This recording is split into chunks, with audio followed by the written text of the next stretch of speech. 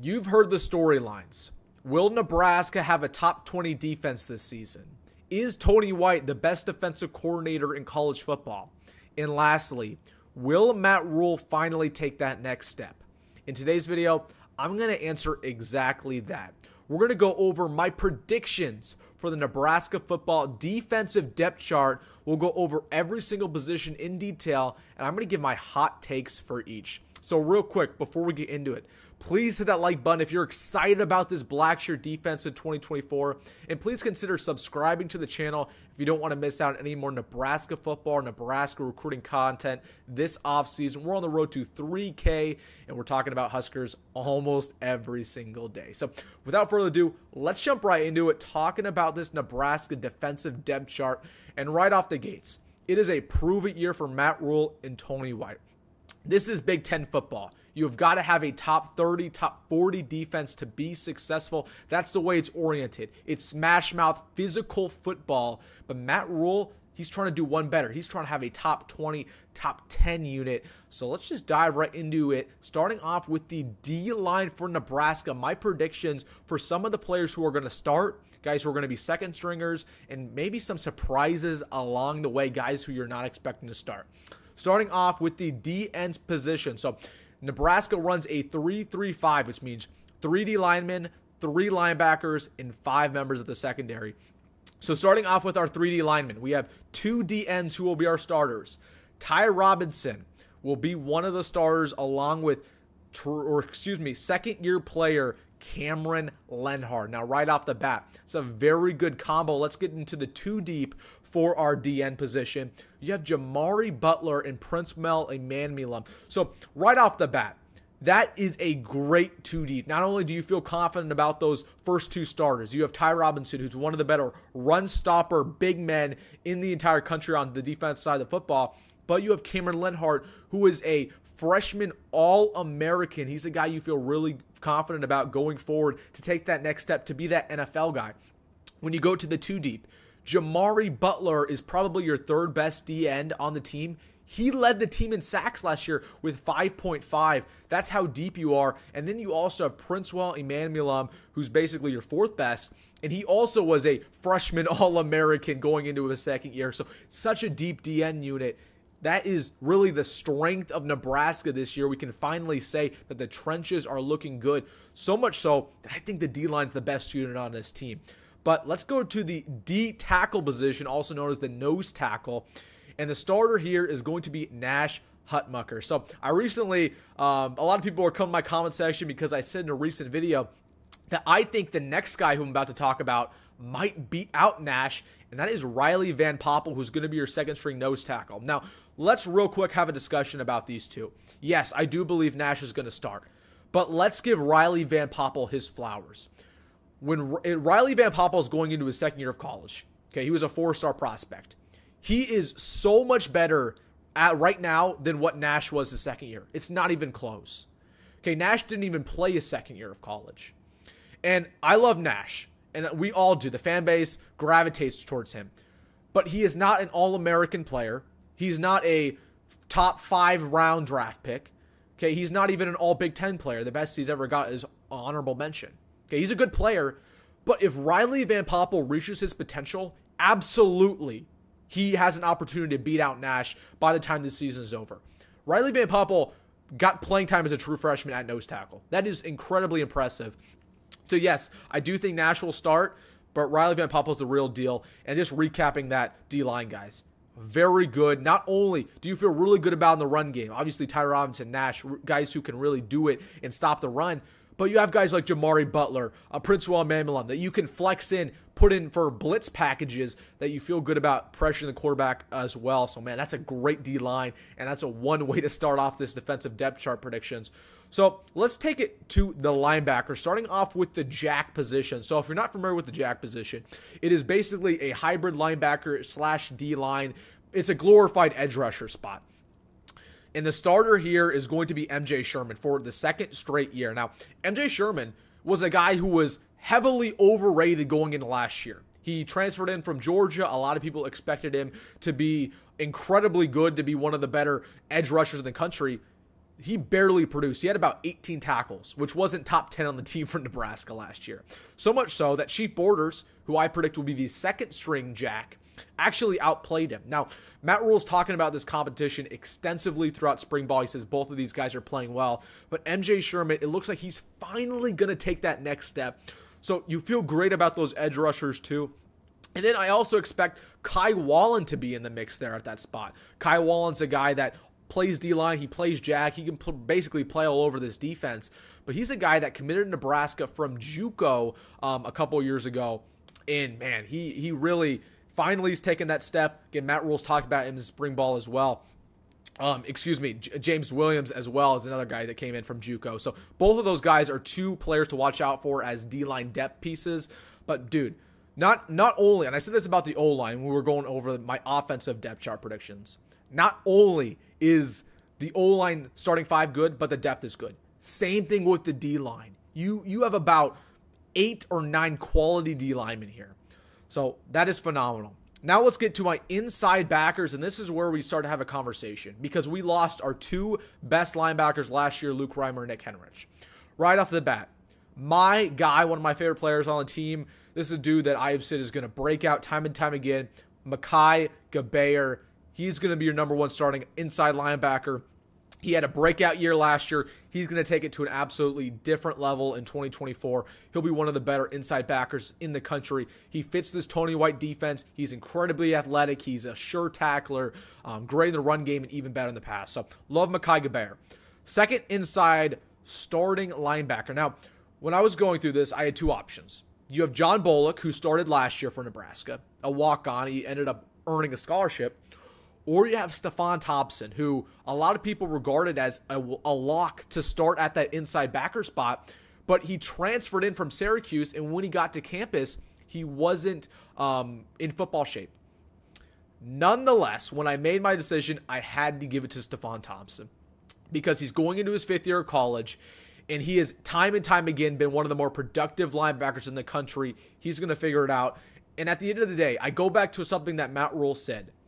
He never puts talented players on the bench. Stefan Thompson objectively is more talented than John Bullock. For that reason, he's going to start. John Bullock is still going to get a lot of playing time. He will be our 3rd inside backer.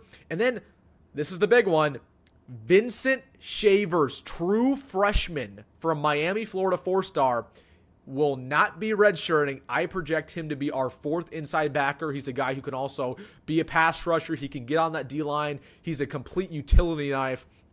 Vincent Shavers, man, is somebody who I actually expect to get a bunch of playing time. His dad's been saying on social media that Matt Rhule's been telling him that he will play in the fall. Now, obviously, there's a lot of time between then and now, but he's time and time again, his name has popped up in spring practice. People say that he's the hardest working true freshman, that he's just balling out every single time he touches the field.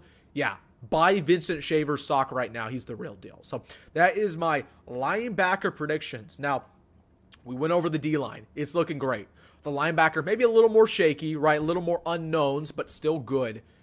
Now let's get to the biggest question mark on this entire team, the secondary. Now, we haven't said that for a long time. The secondary has been one of the cornerstones for Nebraska. Even with Scott Frost as our head coach, we had Travis Hunter as our DB coach, and man, he was phenomenal. And he just kept churning out NFL guys time and time again. But for the first time in a long time, we have almost no depth in the secondary. Let's start it off with my 2 starting cornerbacks. Tommy Hill is going to be that guy. Pencil him in. He's your number 1 corner. Obviously had a little bit of a tough start to his Husker career, transferred in from Arizona State.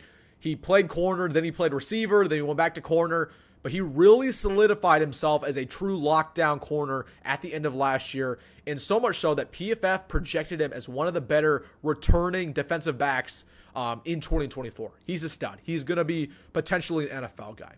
So no more debate about him. That's your number 1. Number 2, and again, there's no depth in the secondary. I have to go with Ethan Nation, 2nd-year player, a guy who burned his red shirt last year. He's a true sophomore. He's a 4-star out of high school. Ethan Nation is one of the more athletically gifted players we've seen from Nebraska in a very long time. And there's a lot of question marks around him. He didn't really play defense last year. He played special teams. He was such a good player on special teams where we had to burn his red shirt. but there are question marks.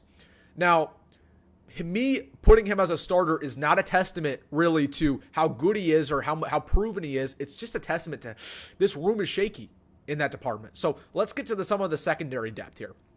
Bly Hill, a transfer from St. Francis. Matt Rhule projects him to get playing time. He's one of those instant impact guys, but again, we don't know. He's a guy that is making a big step up from, again, St. Francis football to Power 5. Then you have Jeremiah Charles, who's arguably one of the fastest guys on the team, runs about a 4.2, 4.3, and that's legit, by the way. He's a track guy. But he's a very raw football player. He hadn't had much football experience in high school. What's funny is that Matt Rhule, there's a funny recruiting story with Jeremiah Charles, that Matt Rhule went to a basketball game for him and saw him dunk, and that's why he offered Jeremiah Charles, because he's so athletically gifted. Listen, he's a project, so I think he will get playing time, but I don't think it's going to be in a large capacity, but he's in that 2 deep. And then true freshman, Larry Tarver, I expect to be in the mix there. A guy, again, who's also like Vincent Shavers. He keeps coming up in these talks about true freshmen who are balling out in spring ball. Let's go to a part of the secondary I feel a little bit better about, and this is the rover spot. So rover is basically a hybrid cornerback, safety, and linebacker. No debate here. Isaac Gifford, that's your starter. He led the team in tackles last year. He had probably the biggest breakout year of any Nebraska player. He honestly might just be your best returning Nebraska defensive player in 2024. Pencil in Isaac Gifford, he's that guy. Some depth at that rover position. Kobe Bretz is a guy people expect to make some plays. I don't know how I feel about that. Kobe Bretz is a guy who has potential, just hasn't shown it, really has never played for Nebraska. And then Buda Wright is another guy who we just always talk about every offseason about woulda, coulda, shoulda. He's going in his 5th year and he's barely ever played. But I think Buda Wright has talent, so he's also at that rover spot. Now let's get into the safeties. So I had a lot of concerns about the cornerbacks for good reason, but the safeties position is a little bit better. Starting off, Marquez Buford. Coming back, he's completely healthy. He was not healthy in 2023. He's going to start. Malcolm Hartzog will be your other starter at free safety. Now, a lot of people were probably wondering why I didn't mention Malcolm Hartzog in the cornerback position, because I said this for a long time. I actually said this last offseason, so I'm gonna pat myself on the back. I said that Malcolm Hartzog is a true safety. He shouldn't be playing cornerback because he's not a press guy. He's not a guy who can play man coverage. And they ended up switching him completely to safety this offseason. Matt Rhule said that he's exclusively playing there. He's not going back to corner. So, again, pat myself on the back, made a good prediction there. But, yeah, I mean, this fits his player attribute a lot better. Again, he's a ball hawk. He's not a guy who can press cover a guy with 4.4 speed. He's just not. He's always been a guy who thrives in zone, thrives, picking off passes, but he's never been that true man cover that we're looking for. But he is absolutely going to thrive at that free safety spot. So those are your 2 starters for safety. Then Deshaun Singleton was coming off the bench there. He's a guy who's got banged up in spring practice, but I love him a lot. He's a guy who came in from JUCO last year, played instantly, and just a hard hitter, man. Just a hard hitter. Maybe not the best in pass coverage, but if you're a running back or coming down the middle of the field, man, he's going to lay the boom on you. And then Corey Collier is another guy who really could have a better year this year. But, not Corey Collier.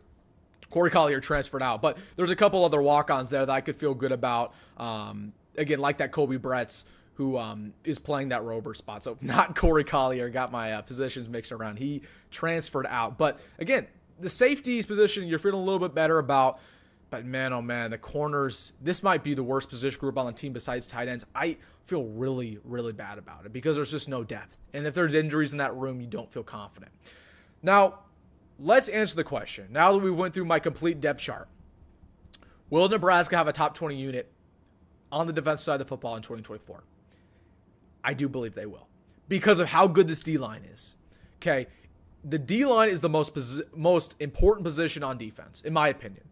It completely changes the trajectory of not only the run game, but the pass game. Okay, you can have a garbage secondary, but if your pass rush gets to the quarterback in 2 seconds, it doesn't matter. Nebraska has that. Nebraska also has a good linebacker core to lay down the run game. And as we know, the Big Ten is run-oriented. And Nebraska knows that.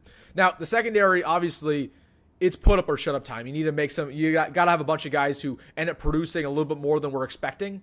But I still think it's going to be a top 20 unit. It's going to be a top 10 unit in the defensive running game. Man, you feel good about it. There's just some question marks on that secondary. So, man, that's going to be the video, guys. Let me know what you think. Maybe some hot takes of your own. Maybe a position you feel great about. Are you concerned as I am with the secondary? Again, let me know that down below in the comment section. Hey, make sure to like and subscribe to the channel if you made it this far in the video. It really helps me out. Again, we're pumping out so much content through the rest of the Husker offseason. So, without further ado, guys, or without further ado, excuse me, go Big Red, go Rhule, and see you the next one.